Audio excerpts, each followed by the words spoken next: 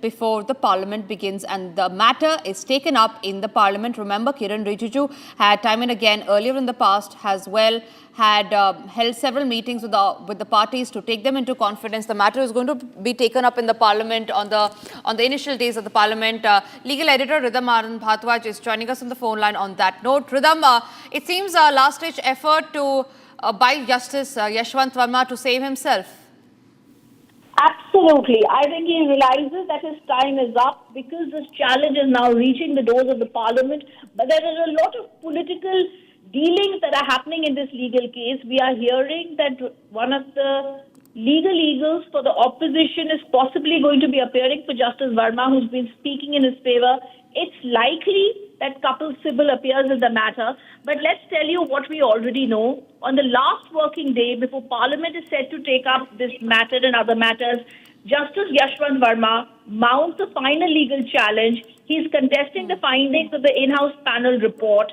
He's going in his petition and he's saying two things. He says, I'm against the in-house committee report that came out and recommended and said that there's cash and I am behind it. I have not been given a proper hearing. And he questions former Chief Justice of India, Justice Sanjeev Khanna, who said that there should be an impeachment of Justice Yashwant Verma on the basis of the in-house committee report. He says that was wrong. So this petition is likely to come up today simply because it is the last working day. He's moved this petition yesterday. He's looking for immediate relief. We have to see how the Supreme Court looks at it. Right, Ridham. Thank you very much for getting us those details. Keeping a very close watch on that story as the Parliament is all set to begin. This is a last-ditch effort by Justice Yashwant Verma. It's time for us to slip into a short break, but after the break are the details of how it's a major win for India after the United States has declared TRF as a terror organization. Also coming up after the break, Lalu Yadavs' appeal in the Supreme Court regarding the job scam.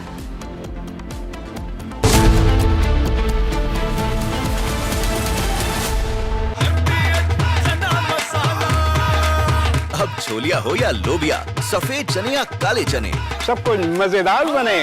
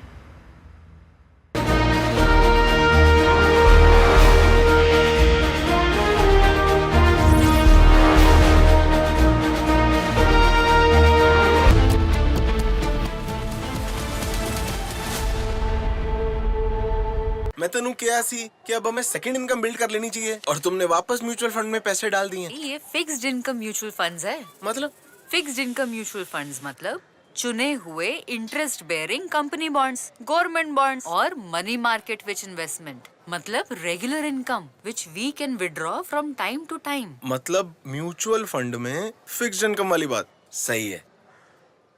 Mutual fund निवेश बाजार जोखिमों के अधीन है। योजना से जुड़े सभी दस्तावेजों को ध्यान से पढ़ें। इसको घर पे लगाओगे तो शादी का तो पता नहीं, पर घर पक्का नहीं टूटेगा। रुंगटा नहीं तो घर स्ट्रॉन्ग नहीं। रुंगटा स्टील TMT बार एकदम सॉलिड। पहाड़ों में एक हाइकिंग स्टिक भी बन सकती है। आधे बाउल दही में 4 चम्मच MDH चटनी पुदीना मसाला डाला, स्टर करो, पुदीना चटनी तैयार। MDH चटनी पुदीना मसाला। केसरिया से मन जोगी हुआ रे, दिल झूमे देखो मतवारा हुआ रे। केसरिया से मन जोगी हुआ। हर पल मनाओ केसरी त्योहार। विमल बोलो जुबान केसरी। MDH की हल्दी मिर्ची धनिया करे कमाल। ये रंग दे, ये खुशबू दे, ये तीखा, ये कम पड़े। क्या निराला MDH masala.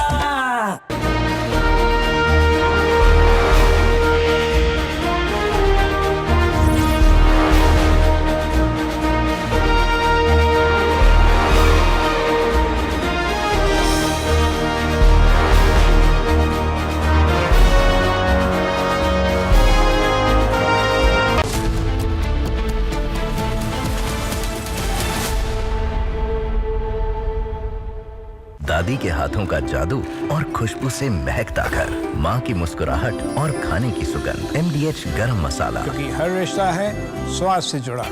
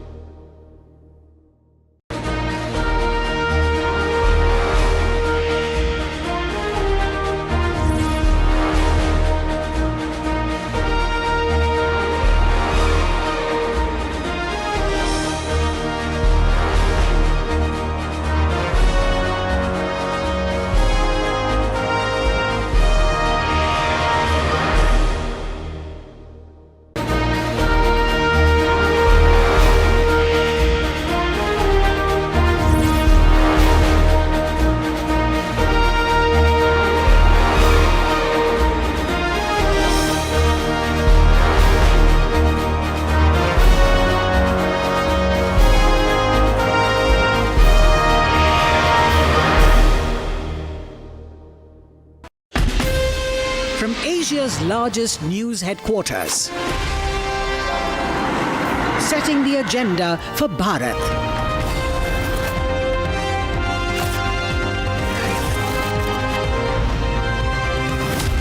You're watching Republic.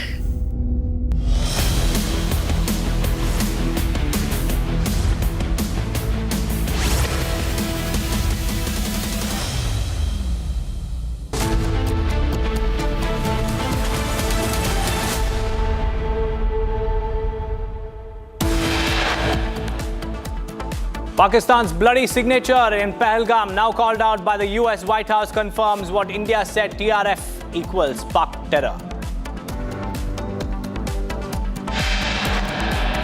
India welcomes US's move to tag TRF as foreign terrorist organization, says zero tolerance for terrorism.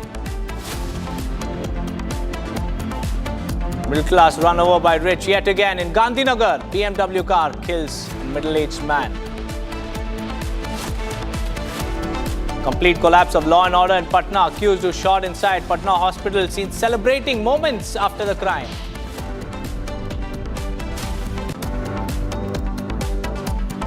India's first indigenously built diving support vessel INS Nistar, all set to be commissioned at Visakhapatnam.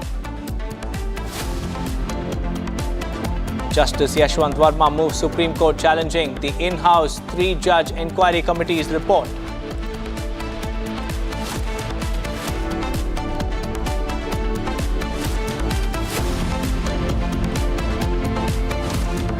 A very good morning, viewers. Thank you for tuning into Republic TV. I'm Deepak Suresh Kumar. First up, we start with some breaking news coming in. A video of NCP MLA Jitendra Awad has been posted by Nitesh Rane, where he is seen misbehaving with a journalist, and this comes a day after a heated exchange between Awad and BJP MLA Padalkar outside the legislature complex. The video, there you can see how Jitendra Awad is manhandling a journalist, a trend common in the indie camp. Recently, Tejasvi Yadav in Bihar also made disparaging remarks against a journalist, and now this is another maha insult coming to the fore, this time by NCP leader Jitendra Awad.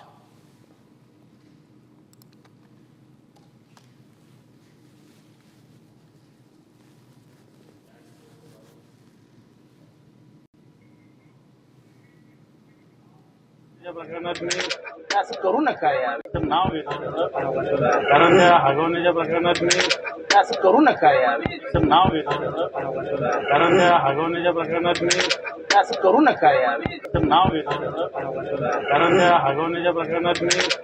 We also have Shaina NC joining us on the phone line. A very good morning to Shaina NC.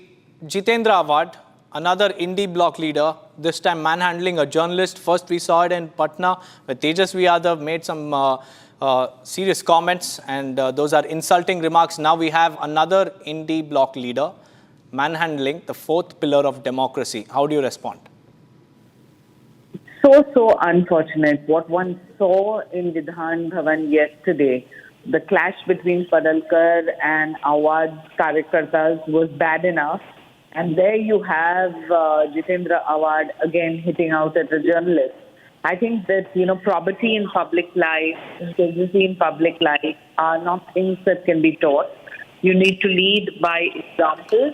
And for all those who have tried to take law into their hands, I would only want to say that please understand that the voter is so aware that they will not at all respond to people who take law into their hands. And for all those who are also sermonizing, maybe actions speak louder than words, they probably suspect. Even if you saw the violent crash that broke out yesterday in the lobby of the Maharashtra Legislative Assembly, it was a sad case because we believe that Parliament is the temple of democracy, and the temple of democracy in Maharashtra is clearly the Vidhan Bhavan. So whether an altercation or a verbal spat, whether it's a fourth estate or it is a message you're sending out to public at large, please understand that the world is watching and jive is not welcome. Taking law into your hands is not welcome. And clearly this condescending behavior be introspected on. But rather than, sermonizing, I'm glad to know that there will be strict action taken against anyone who is found guilty.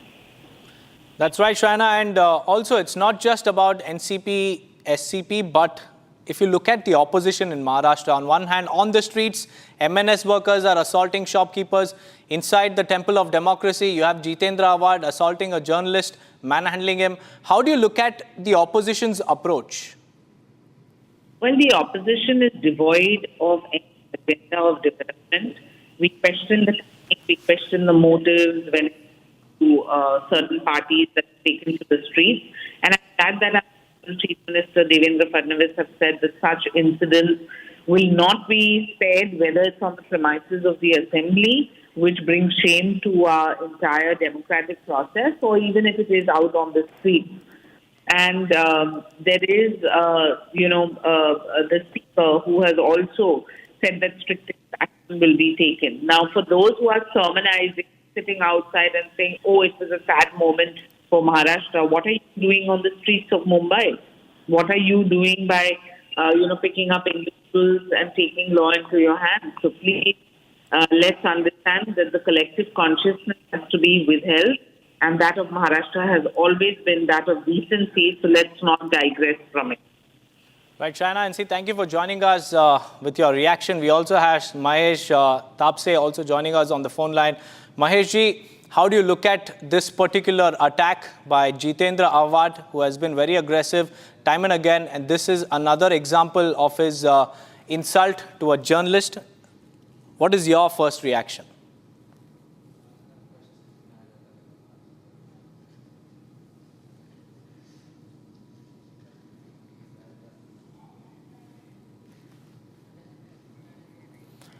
It seems like we have lost the line, but we'll get Mahesh Tapse back with us. He's an NCP leader from Maharashtra, and this is the latest video that's coming to the fore, viewers. On the streets, it's MNS Gundagardi, and inside the Legislative Assembly, it is NCP that is now seen insulting and also manhandling a journalist who was trying to get his reaction on his phone. And there you see Jitendra Awad out of the blue pushing him and also slapping his hand away from recording that particular response. This is another incident coming to light in Maharashtra, and this time it is NCP SCP leader Jitendra Awad who has quoted controversy. Moving on, viewers, to the biggest story of the day, also being debated tonight, almost 2 months after the dastardly Pahalgam terror attack. The US has designated Lashkar's proxy, TRF, as foreign terror organization. And today, the US Department of State is adding the Resistance Front as a designated foreign terrorist organization and specially designated global terrorist organization. And this is a very big move coming in from the United States. It's a move that vindicates India's relentless global campaign against cross-border terrorism. The United States has now officially designated TRF as a foreign terrorist organization. Remember, TRF is a Lashkar-e-Toiba's proxy, and it has been operating in the shadows, orchestrating bloodbaths in Kashmir, while Pakistan looked the world in the eye and denied every single thing. Just a day after the Pahalgam terror attack, we have Defense Minister of Pakistan saying that it has nothing to do with TRF. And then we have Foreign Minister Ishaq Dar also coming out and saying that TRF has nothing to do with the Pahalgam terror attack, despite TRF itself claiming twice, not once but twice, that it is behind the Pahalgam terror attack. We also have Major General A.K. Siva joining us live on this broadcast. Major General, this is an important and a very much awaited, move by the US. TRF, the responsible terror outfit for the Pahalgam attack, has been designated by the US. It's a big win, but what happens next? Will action be taken? Absolutely. See, first of all, it is a very, very positive move by the State Department of United Nations that they have declared the TRF, the resistance force, as basically a foreign terrorist organization, and also specially designated terrorist organization. And I suppose this is a step in the right direction, but there's a lot to be done. See, India has been time and again telling that TRF is nothing else but an offshoot of Lashkar-e-Toiba. And both Lashkar-e-Toiba and Jaise Mohammed, they've been financed, they are equipped, they are trained, they are motivated and then sent to India by Pakistan. Pakistan is still involved in cross-border terrorism. So there's no point only declaring that TRF as a foreign terrorist organization, which knowing fully well that it is nothing else but a proxy and offshoot of Lashkar-e-Toiba. And who is looking after Lashkar-e-Toiba? Where is Hafiz Saeed and also Masood Azhar of Jaise Mohammed? They are in Pakistan. So we now intend that the US should also take action against Pakistan for basically being a hub center of terrorism. And Financial Action Task Force must downgrade Pakistan from basically to a grey list. That is what is required. IMF and World Bank should hesitate to give a loan to Pakistan because it is a hub center of terrorism and which is emanating from Pakistan and coming to India. I remember that in 2013, as a Secretary of State, Hillary Clinton has come in Pakistan. She has warned Pakistan that if you have got snakes in your courtyard and you think it will only bite your neighbor, one day they will bite you. So the point, the Pakistan claiming that they themselves is victim of terrorism and they have nothing to have anything with TRF is all false. They believe in good and bad terrorists.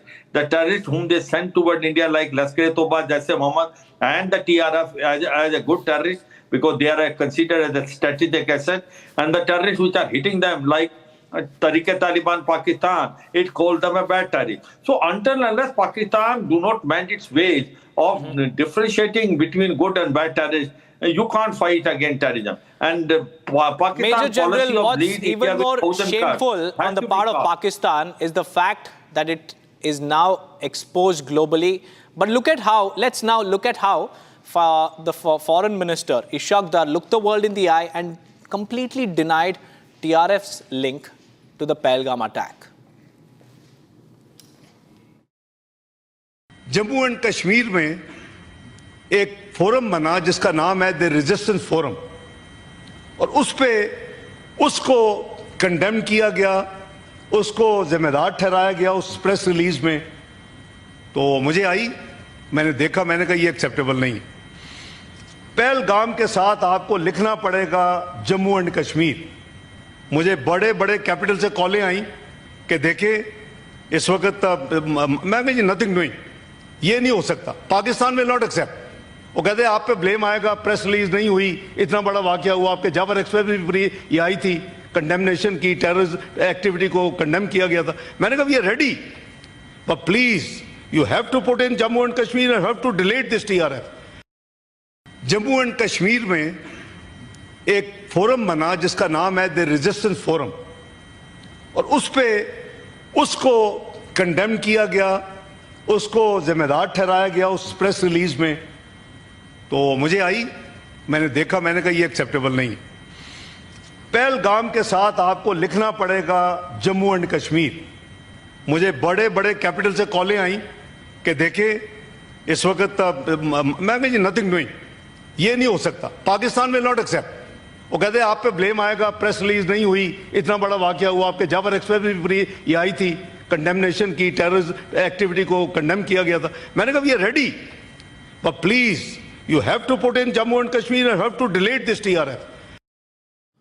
Well, Major General A.K. Siwaj, kindly hold your thoughts. I have my colleague Zeenat and also Gursimran joining me live on this broadcast. Zeenat, the US has designated TRF as a foreign terrorist organization, but just mere designating it is not enough.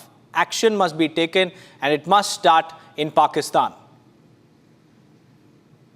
Deepak, let's look into how the TRF was born. It was born in 2019 post-abrogation of Article 370, and it is being headed by Sajjad Gul, who comes from the Srinagar district of Kashmir Valley, and he's been living in Pakistan for quite a long time. He's taking care of the operations in Jammu and Kashmir. What the TRF has been doing in all the last 6 years now, they have been into the migrant killings, they have been into the targeting security forces, and also hit and run, multiple things. Even the Pahalgam attack, if you remember and go back, the first claim was made by TRF, but then they retracted that release because they are quite well operating also on the social media, like the mouthpiece channels like Kashmir Fight, though that India has clamped down heavily on those sites and have banned, and also you cannot view those sites, but still using the VPN and all devices, that press releases and their material is in circulation. But what the TRF, apart from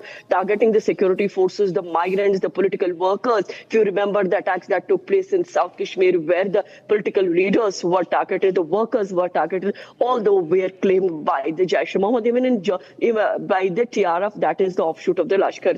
Even the attacks that were carried in the Jammu region itself were from the TRF. Now, what if you remember in 2023, under UAPA, Government of India also banned TRF and designated this a terror outfit, and there have been the crackdowns coming from the NIA, SIA, J&K police time and again as far as the logistical support that is provided by the TRF to the main groups like Lashkar. Those agencies have come down heavily. Many of their workers have been detained, though this is a TRF which has been they have been working behind the veil. You won't find them listed OGWs or the listed terrorists because they are the ones who are unanonymously working, but then all of a sudden the TRF claims their responsibility. Now seeing the move coming from the United States of America, that tells you India and US on the same page when it talks about the counter-terrorism measures and the properties, if at all the TRF has in USA, those all will be seized or the bank accounts. But does the TRF have any such things in the US? That needs to be seen, and how far the US government and the India government can penetrate deep to see that the action that comes from TRF should stop so that their wings are completely clipped. With the result, there is no terror-related incidents that could be seen mostly in Jammu and Kashmir because TRF mind is Sajjad Gul of the Srinagar district, who is presently at the Pakistan-occupied Kashmir, and he's an educated youth, comes from the Kashmir University, but has been living in Pakistan for less than a decade. He's been in the Pakistan, is being shielded by the ISI because when it comes to all these terror networks, be it the Jaish-e-Mohammed, TRF or the Lashkar, they have the links with the ISI of the Pakistan as far as the funds structure is concerned. How that fund structure will be clipped, how much force you can push and how far you can push the Pakistan to the wall to take these terror outfits out from this world, because recently a card was played by the Pakistan foreign minister like Bhattu, who claimed that they are ready to extricate this the global designated terrorist. But is really Pakistan interested to walk the talk, because it was more seen as a statement coming from the clown. Today, when we are seeing the action is coming from US, that there should be the follow-ups of this action, so that at the end, the people on the ground, those who get targeted by these terror outputs, they are at least spared. Then, and how the things can be taken further. Right, Zeenat, kindly stay on with me. Gursimran is also here. Gursimran, with this stamp coming in from the US, has the mask finally slipped off Pakistan's proxy war, because it stands completely exposed? All those denials are now falling flat. See, all the denials of the Pakistan are falling flat. Reason being that when Pakistan was focusing on the meetings with the Donald Trump, be it the Field Marshal meeting along with the Shah or any other leaders of the Pakistan, they were meeting the Donald Trump. India was actually putting the weight on the facts. Indian agencies have put forth before the Pakistani side that the investigation that they have carried out since 2019. Importantly, the investigations are mainly by the national investigating agencies that have proved that there is a direct link between the Lashkar-e-Toiba and the resistance front, and it is not that the TRF is a locally born terror group, which Pakistan has always tried to prove. Even the statement by the Shah also hints towards the same. But Pakistan has been completely put on mat by the Indian investigating agencies by putting the facts before the United States that actually forced the US to come down to this, that this is a foreign terror organization and a specially designated terror group. They have now declared the resistance front as. Because see, the formation of the resistance front, be it the involvement of Sajjad Gul operating from the Pakistan-occupied Jammu and Kashmir, Lashkar Chief Hafiz Sayyid, and also one of the dreaded commanders of Lashkar, who was behind the bars in a central jail in Jammu, Zia Mustafa. He was the one who was the founding members of this terror group. And when this group was formed, a terrorist from the South Kashmir Kulgam, Abbas Sheikh, who was thrown out of the Hizbul Mujahideen for the financial irregularities, he was decided as the chief of this very group. And what they did, it was completely on the lines of the Hizbul Mujahideen and Tehreek-ul Mujahideen, that they targeted Sikhs and Hindus in the Kashmir Valley. It was completely a region-based targeting that the resistance front has done since its inception in 2019. In 2020 and 21, it saw its peak when there were multiple targeted killings. But after the killing of Abbas Sheikh in an encounter that has taken place very close to the cargo headquarters in Srinagar by the special forces and the Cargo Kashmir, then the resistance front changed its modus operandi, and then they brought the Pakistani terrorists who were behind the multiple terror attacks, including the Ganderbal terror attack, in which 7 civilians were killed, including Pahalgam terror attack, Dera Ki Gali terror attack in the Poonch. It is also the Dhangri terror attack in Rajouri, where 7 Hindus, innocent Hindus, were killed by the Pakistani terrorists. So they were carrying out the religious killings in Jammu and Kashmir of the minorities in Kashmir, and that was their sole modus operandi. But investigating agencies over the years, they have done the investigation last 6 years, and that was put That's before right, Gursimran. It's a major action, but the question is, will FATF act? Will the IMF stop its bailout to Pakistan? These are the big questions that we'll have to ask. Major General A.K. Siwaj, thank you for joining us with those details. Gursimran and Zeenat, thank you for joining me with your insights. Let's now move on, viewers, because we have more breaking news coming in. Rahul Gandhi backs Robert Vadra in a money laundering case. He says, and I quote, "My brother-in-law has been hounded by this government for the last 10 years. This latest charge sheet is a continuation of that witch hunt. I stand with Robert, Priyanka and their children as they face yet another onslaught of malicious, politically motivated slander and harassment. I know that they are all brave enough to withstand any kind of persecution, and they will continue to do so with dignity. The truth will eventually prevail."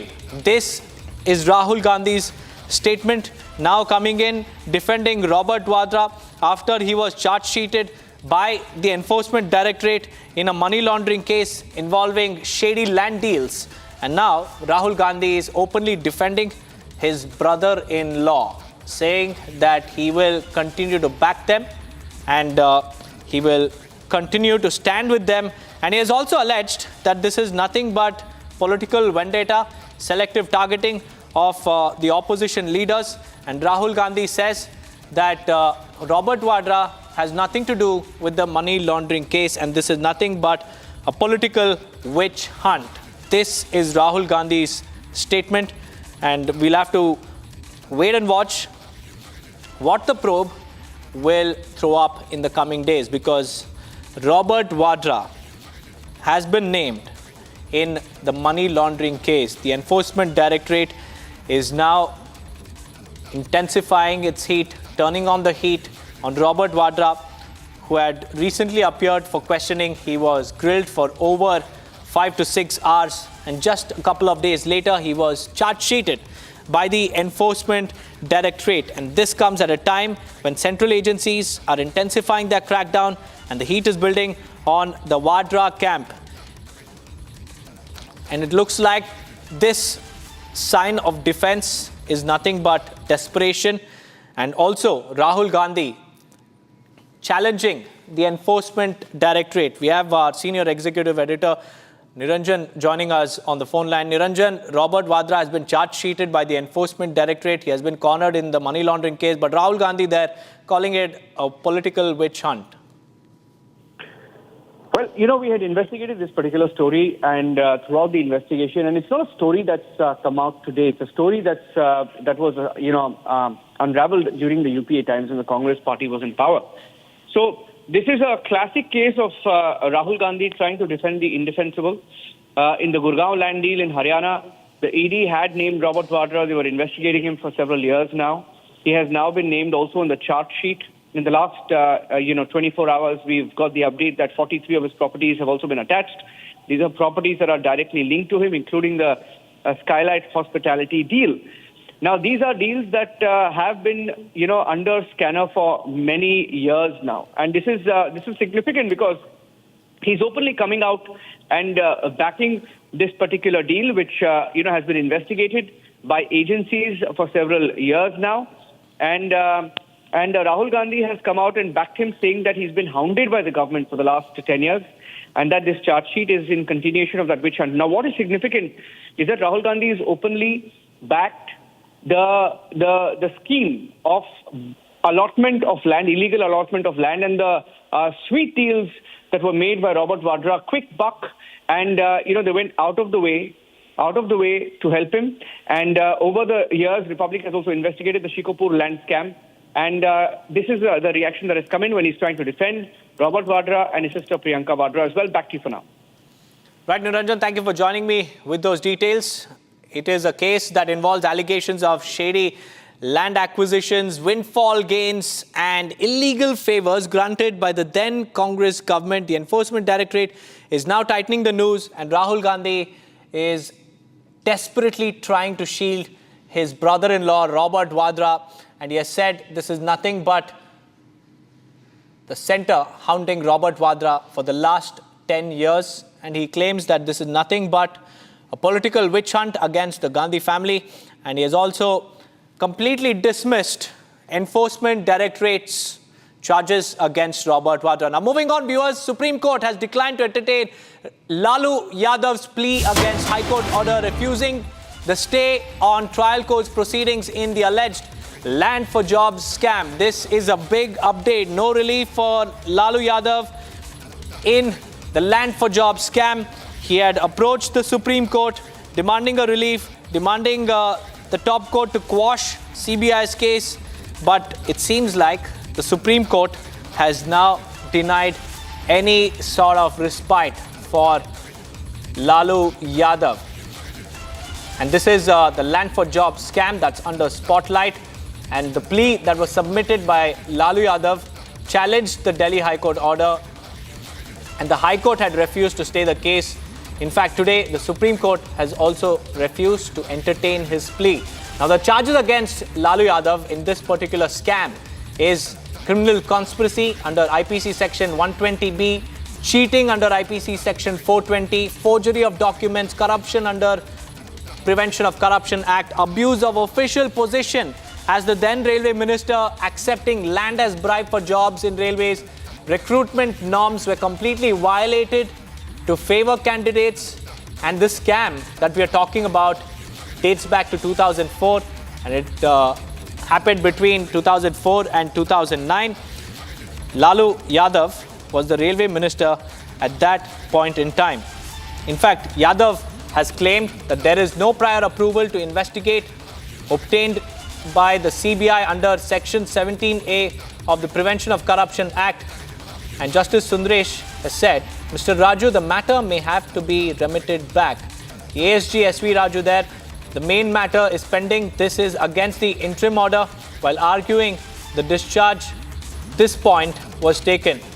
Now, J. Sundaresh said, we will not stay, we will dismiss the appeal, and we will say that let the main matter be decided. Why should we keep this small matter? This is a big setback, a legal setback for Lalu Yadavs in the land for job scam and the plea challenging CBI's case. We have Aditya joining us on the phone line. Aditya, it's a major legal setback for Lalu Yadav. Tell us about the arguments in the Supreme Court and what the bench had to say.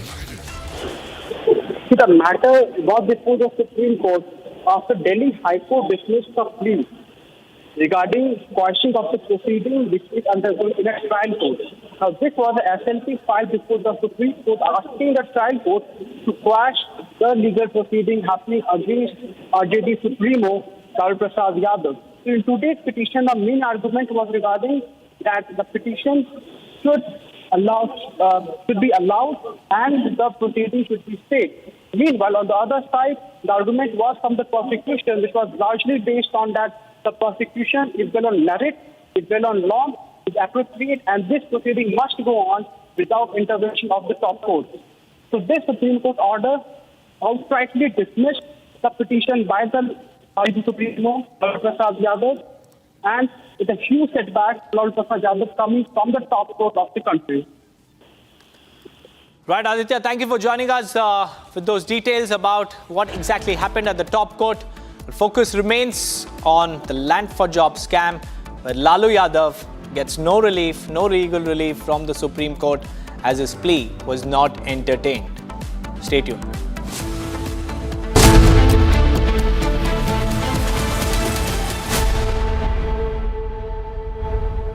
MDH की हल्दी मिर्ची धनिया करे कमाल, ये रंग दे, ये खुशबू दे, ये तीखा, ये कम पड़े, क्या निराला MDH मसाला। केसरिया से मन जोगी हुआ रे, दिल झूमे देखो, मतवारा हुआ रे, केसरिया से मन जोगी हुआ। हर पल मनाओ केसरी त्योहार। विमल, बोलो जुबान केसरी। दादी के हाथों का जादू और खुशबू से महकता घर, माँ की मुस्कुराहट और खाने की सुगंध। MDH गरम मसाला, क्योंकि हर रिश्ता है स्वाद से जुड़ा।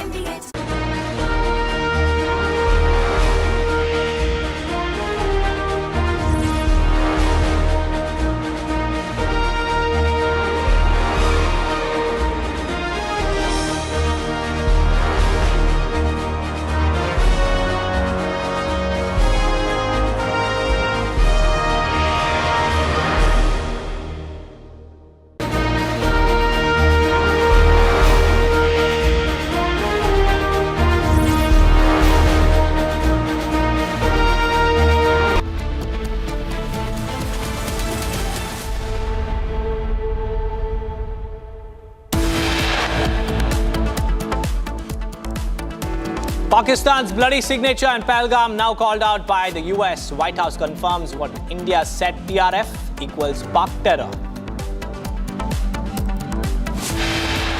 India welcomes US's move to tag TRF as terror group, says zero tolerance for terrorism.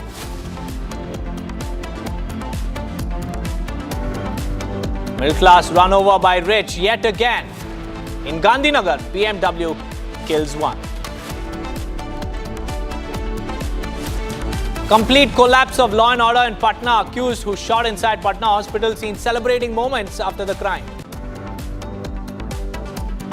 India's first indigenously built diving support vessel INS Nistar commissioned at Visakhapatnam today. Justice Yashwant Verma moves Supreme Court challenging the in-house 3-judge inquiry committee reports, calls it false.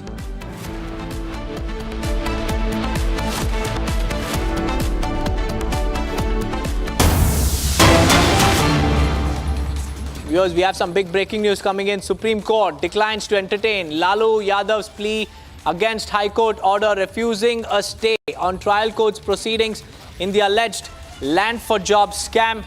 And today, it's a major setback for Lalu Yadav in his fight to get the case and also to get a stay on the hearing.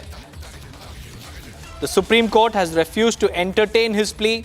It has said that let the case continue, and Lalu Yadav's appeal and his request has been shot down. This is a major setback for Lalu Yadav, who has been tainted by the land for jobs scam that occurred between 2004 and 2009 when Lalu Yadav was the railway minister during the UPA rule. He has been accused of giving railway jobs to candidates without proper procedure. In return, families transferred land to Lalu Yadav's relatives. Lands were allegedly undervalued, sold at dirt cheap prices to the Yadav family, and no public advertisement or notification for job vacancies. CBI has alleged a quid pro quo deal between Lalu and the job seekers. The payments were made in terms of land to secure jobs and not from cash. We have Shambhavi joining us live from outside the Supreme Court. Shambhavi, it's a major setback for Lalu Yadav in the land for job scam. Tell us about what happened at the Supreme Court and on what grounds did the Supreme Court refuse to entertain his plea? Well, it was a very brief proceeding. The Supreme Court clearly declined Lalu Yadav's plea for them to actually put a stay on the proceedings that were actually going on in trial court. This CBI filed an FIR against Lalu Yadav in this land for job scams back in 2022, and after that it filed 3 consecutive charge sheets. One is 2022 and then another in 2023 and 24. And then the trial court took cognizance and summoned Lalu Yadav. That is how the proceedings were going on. But then Lalu Yadav approached the High Court for asking to stay the proceedings in the trial court. But then the High Court declined his plea. After that, he approached the Supreme Court, and now Supreme Court has shot him down and has asked him to go back to the High Court if he wants his plea to be considered. Shambhavi, what are the charges against Lalu Yadav in this scam? Help us understand the case that CBI is closely tracking.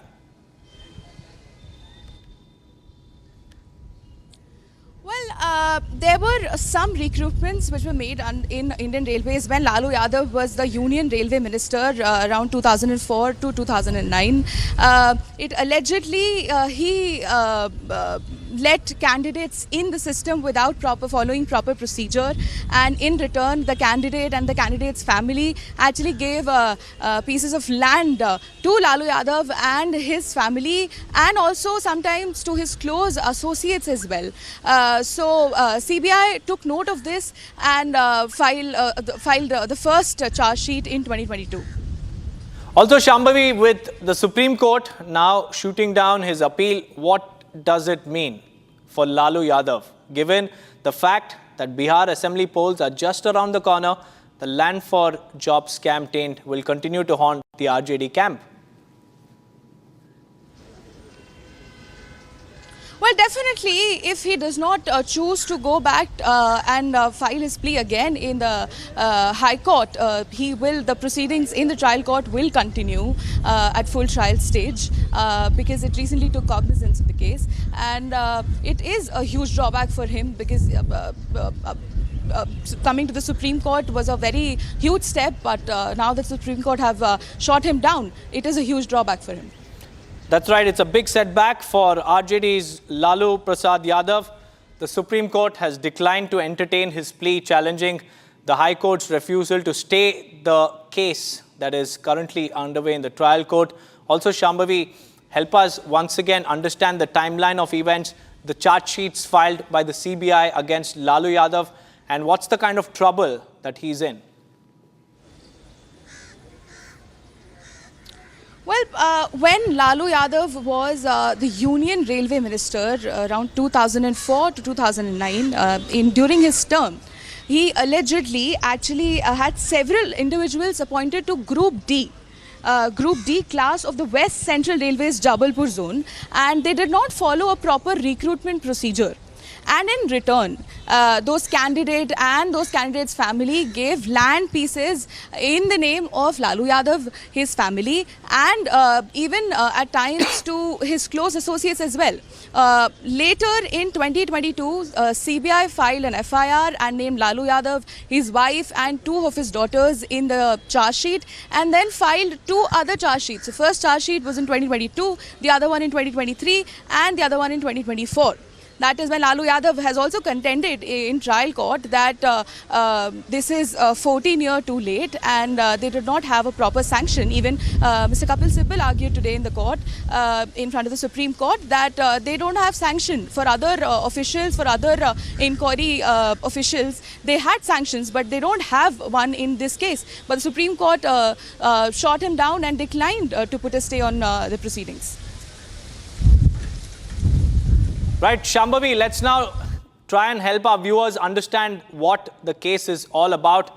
And Lalu Prasad Yadav, the former Bihar Chief Minister and also former Union Railway Minister, is in deep trouble. There are CBI charges against him, criminal conspiracy planned and executed, a corrupt scheme to exchange jobs for land while serving as the Railway Minister, cheating and dishonest inducement according to IPC Section 420. And this clearly goes on to say that Lalu deceived the Indian Railways by appointing unqualified candidates in return for personal land gains, forgery of documents. Another important charge against Lalu Yadav under IPC Section 468 and 471.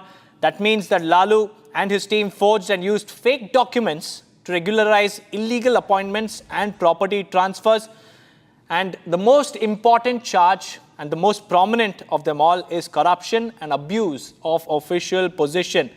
And this has been charged under the Prevention of Corruption Act. Lalu Yadav abused his post as the railway minister to benefit his family by accepting shady land deals as bribes in exchange for jobs for unqualified people. Undervalued land transactions, Benami and money laundering angles are being probed by the CBI now. He acquired land in the names of family members at throwaway prices, hiding true ownership and also values. Now, these are the charges from the core of the CBI case against Lalu Prasad Yadav, and the legal shield that Lalu Yadav was requesting for has now been denied. In more news coming in from Patna, just a day after shootout incident in Patna's hospital, more CCTV images and videos of shooters have come to the fore. The killers continue to be on the run, and one particular grab, a still of the killers celebrating. There you see, that is the celebration after the shootout of Chandan Mishra, another gangster who has been named in multiple cases. And on the left side of your screens, you can see how the assailants have been given a free entry to the hospital with weapons. And these are armed assailants with guns in their hands, completely loaded. And they walk into Chandan Mishra's ward and they shoot him and they make away from this particular hospital scot-free. The security guards, the security lapse at the hospital is currently being investigated by the police, but most importantly, it's the complete collapse of law and order in Bihar, which is poll-bound, and this could spell serious trouble for the ruling dispensation. Back-to-back shooting incidents coming to light. Just a few days back, we told you about Gopal Khemka, a prominent businessman being shot right outside his residence in the heart of Bihar. And after that, another BJP leader was also shot at. And now we have a gangster, a gang war, open gang war inside a hospital. It's a public facility and also a very critical facility. But it seems like it's not just the law and order that has collapsed, but the security at the hospital was also completely exposed. Because how can 4 individuals completely loaded with arms enter a hospital, shoot somebody who is admitted in a hospital ward, and then escape? Moving on, viewers, in yet another significant milestone for the armed forces, India has successfully test-fired an upgraded version of its Akash missile defense system. The indigenous missile defense system successfully repelled Pakistan's attempts to invade the Indian airspace in the wake of Operation Sindoor, taking down missiles and drones launched by the enemy forces. And the Ministry of Defense has shared a post on its X handle confirming the landmark achievement and the successful test of Akash Prime. Here's more.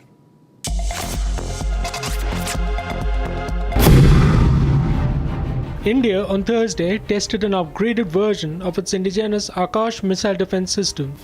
The successful test firing of the upgraded missile defense system marked another significant milestone for the Indian Armed Forces. The new Akash Prime variant of the homegrown missile defense system was tested in the heights of Ladakh. The Ministry of Defense shared a post on its official X handle saying that the new missile successfully took down 2 unmanned high-speed aerial targets, underlining its precision strike capability at high altitudes. A clip shared by the Defense Ministry showed the Akash Prime streaking the clear skies and striking its targets with pinpoint accuracy in the rugged heights of Ladakh. The Akash air defense successfully repelled Pakistan's attempts to invade the Indian airspace in the wake of Operation Sindoor, striking down missiles and drones launched by the enemy forces. Big breaking news coming in. Changur Baba's link with Dawood Ibrahim has now been confirmed. It's a chilling nexus between foreign funding, the underworld, and also Changur Baba, who is the conversion Baba, a name now under surveillance, and he's directly linked to a hotel that has featured in intelligence reports for decades, the Awadh International Hotel right from Lucknow. And these are the revelations that have come to the fore. Changur Baba, Neetu and Naveen used to stay regularly in this particular hotel. Till a year ago, Changur Baba used to visit this hotel regularly, and this hotel is on the radar of the investigation agencies since the 90s. Interpol has taken its account every year, and this hotel's case is connected to Dawood Ibrahim. The owner of the hotel was late Haji Chacha, who has 2 hotels on Faizabad Road. Remember, this is exactly what Enforcement Directorate raided last night in Lucknow. Those were midnight raids carried out by Enforcement Directorate in Lucknow, and now a Lucknow link has also emerged, and this pertains to the hotel that Changur Baba and his close aides used to stay in often. And another chilling nexus between Changur Baba and Dawood Ibrahim has also been exposed. It has surfaced, and remember, we told you about the foreign funding. Probably it is the D gang that was funding these conversion operations of Changur Baba in Balrampur in Uttar Pradesh, and now this particular link has been established, it has been exposed, and what's more is the fact that a particular hotel in Lucknow is also under the lens. My colleague Raghwendra is joining me on the phone line. Raghwendra, Dawood gang link, a hotel in Lucknow, and a sinister design by Changur Baba. Tell us more about these operations and the explosive link that has been established.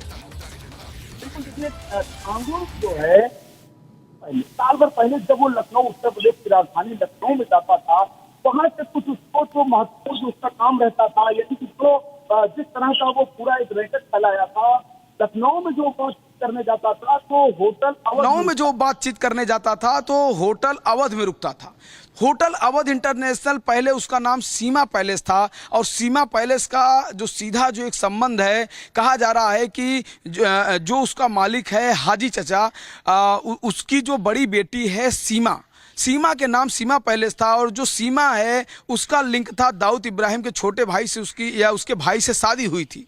तो कहीं ना कहीं दाऊद इब्राहिम हाजी चचा का दामाद लगता था रिश्ते में, और उसका इस तरह से कनेक्शन था कि हाजी चचा का जो रसूख था लखनऊ से लेके मुंबई तक था। मुंबई में भी बहुत सारी प्रॉपर्टी है, यहाँ पर डायमंड होटल और अवध होटल था। तो इस होटल में अभी कुछ महीने पहले हाजी चचा का देहांत हो गया, लेकिन जो छांगुर का आना जाना था वो इसी अवध होटल में था। चूंकि 1992 यानी 90 के दशक में जब बम ब्लास्ट हुआ था, दाऊद इब्राहिम के का नाम आया था, उसमें कई लोगों की जान गई थी, तब इस होटल का नाम आया था। इस होटल की जांच हो रही थी, इंटरपोल भी जांच कर रही है, एजेंसियां भी जांच कर रही हैं, और लगातार हर साल यहां पर पूरा इसका वेरिफिकेशन किया जाता है जांच एजेंसियों के द्वारा।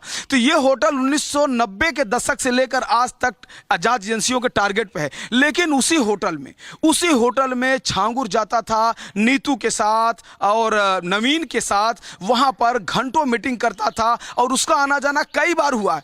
अभी होटल में अगर जांच एजेंसियां जांच करेंगी तो छांगुर के आपको आधार कार्ड भी मिलेगा, और रजिस्टर में छांगुर के नाम मिलेंगे उस होटल में।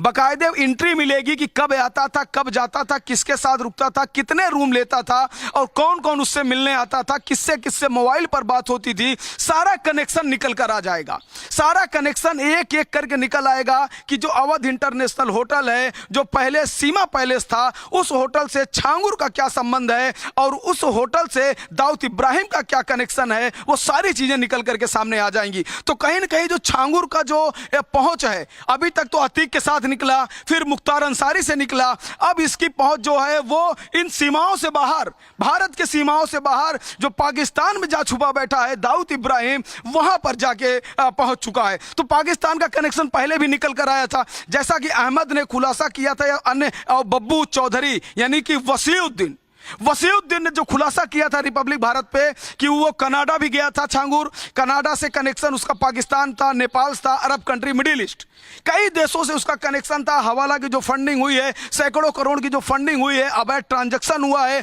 बोगस कंपनियां बनाई गई हैं, और यहां पर जो ITR भरा गया उसमें जीरो दिखाया है, यानी कि करोड़ों का लेन देन, और भारत के ITR में उसका जीरो मीनिंग, यानी 1 रुपया टैक्स नहीं देना है, और करोड़ों का Raghavendra, foreign funding is one of the probe angles of the probe agencies.